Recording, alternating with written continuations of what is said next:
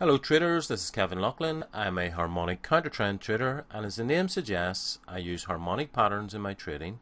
I also use Elliott wave principle, and I inform my trading decisions with elements of technical analysis and Japanese candlestick patterns. This weekly update will look at 4 pairs, and I must say over the past few weeks, probably since Christmas, there has been a dearth of good harmonic patterns that I would get involved with and would actually trade. So therefore I haven't been making as many posts and as many suggestions as to what may be worthy of getting involved in the markets. I believe that the markets have been at an extreme, and because we're dealing with harmonic patterns in Elliott wave, which is based on mood, excuse me, I believe a lot of traders are staying out of the markets, so we don't have the same basic fundamental drive towards mood swings as we have when the markets are a bit more stable. I know the markets have been unstable over the past few years, certainly since 2008, but during that time we've had all these glimmers of hope with EFSFs and all different interventions by banks, etc. But I think the markets are getting a bit exhausted and they're stretched at the moment. The last stretch was with the Greek crisis, which is still ongoing, with the German sort of parliaments trying to pass certain bailout measures that they have to ratify. So we're in a sort of state of exhaustion at the moment with regard to the markets, and I believe that's the reason why we're not getting as many good harmonic patterns as we did in the run up to Christmas 2011. But let's have a look at some pairs that we have. The first one is the Aussie dollar against the Japanese yen, and we've been covering this for the past number of weeks, and I've been involved in this twice. The first time around here, about 8226 I think it was, and I managed to take off about 160 pips profit from a nice Gartley pattern. I decided to get involved again because I saw this rising channel, and I was thinking, right, we've got resistance at the channel, we've got resistance at X, we're certainly diverging here on the RSI, and there's a good chance of making some profits. And in fact I did. I sort of was in profit for about 100 pips in this trade, and then it decided to rally and broke through all the resistances of the X level and the rising channel. Now it's using this upper trend line of the rising channel as support. So it didn't get down into my blue Elliott wave 4, as much as I would have liked it to, but it's certainly come up here into the 5.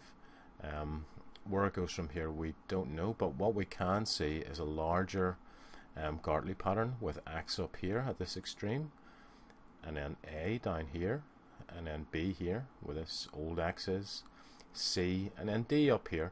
So we could be looking possibly here at an 886 Gartley, i.e. the PR's at 886, and possibly if this diverges even more, although it is defying gravity, it's defied gravity 3 or 4 times now in the RSI. So if it gets up into here, it may be worthy of a short, but we're looking at 8798.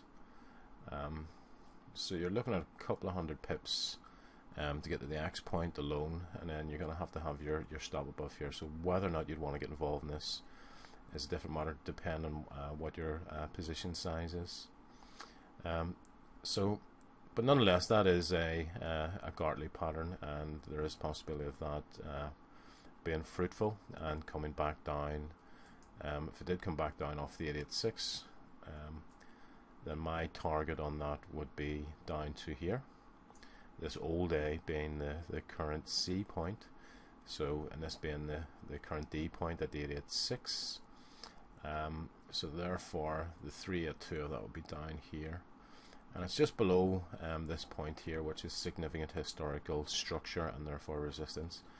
So if I was going to short this, which I'm not saying I'm going to, I'll wait to see what develops on various time frames with RSIs, etc. But I'd probably have my target about here, which would be 8434, 87. So if it did reverse, it could be 300 or 400 pips of profit in that, down to here. Okay, let's see what it does. Another pair is another Aussie pair, the Anzacs, Aussie dollar against New Zealand dollar. Now this is no favourite of mine, and what I'm seeing here is an X point up here, X, A down here where black 5 is, B up here where black 3 is, and we have this descending channel here where price is being confined within its trend lines. And this could possibly be a wave 4, black wave 4 from an Elliott perspective. If it breaks out, it's challenging it now at the moment. It could come up into here. If it does, if you look at the Fibonacci's on this, we have this here 3, which is equivalent to the B point of a Gartley pattern. Finding resistance here at the 61.8, and the 4 level here, the black 4, which would be analogous to the C point rather. So X, A, B. So that's B. Sorry, 3 is B. This is C or 4. It's coming down into the 50. So they're quite respectable Gartley Fibonacci parameters. So 618, a 50. If this breaks above this upper trend line, this will possibly act as support. Then it has to get back up to here and break through the 3 level and head further up.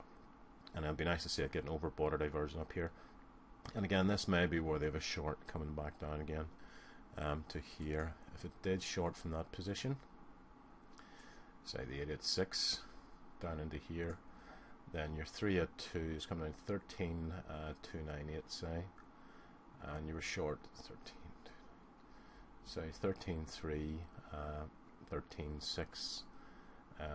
Yeah, so you could put 200 or 300 pips profit in that one possibly if it completed this pattern. Just one to keep an eye on. The Elliott wave isn't bad either on this. We got 1, 2, 3, 4, A, B, C, expanded flat down there for wave 2. We've got this channel, extended channel, and they're quite different. The 4 wave and the 2 wave are quite different, so we have our alternation as well.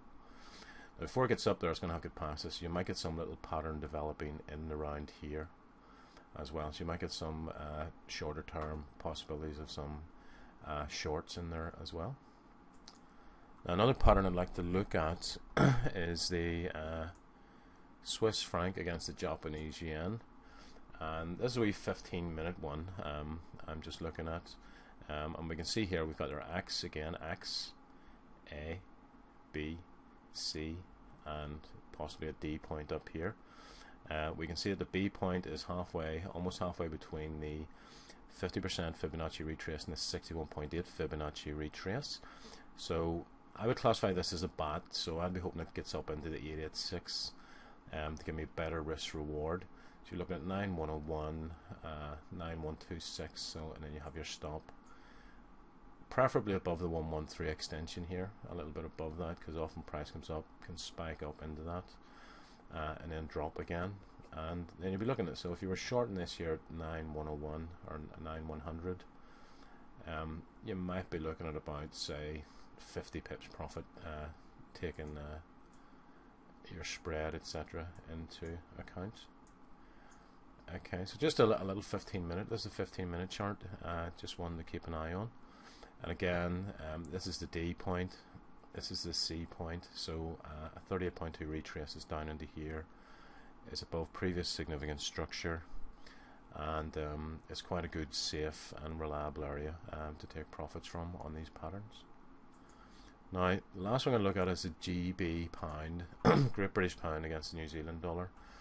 And I mentioned this a week or two ago. I was potentially developing.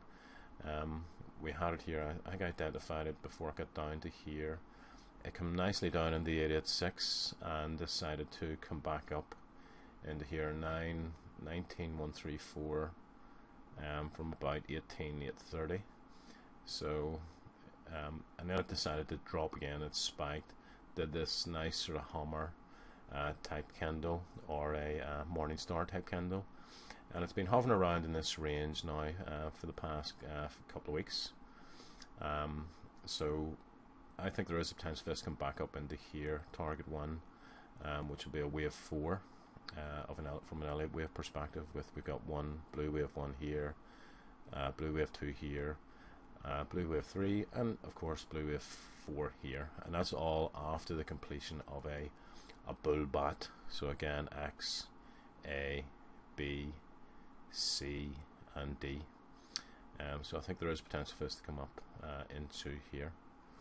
So that's it for this week, folks. I hope that was interesting. Any comments, please leave them and I'll be happy to reply. Let's see how things pan out over the next week, and if some of these patterns actually develop. Okay, good trading, traders. Until next week, all the best.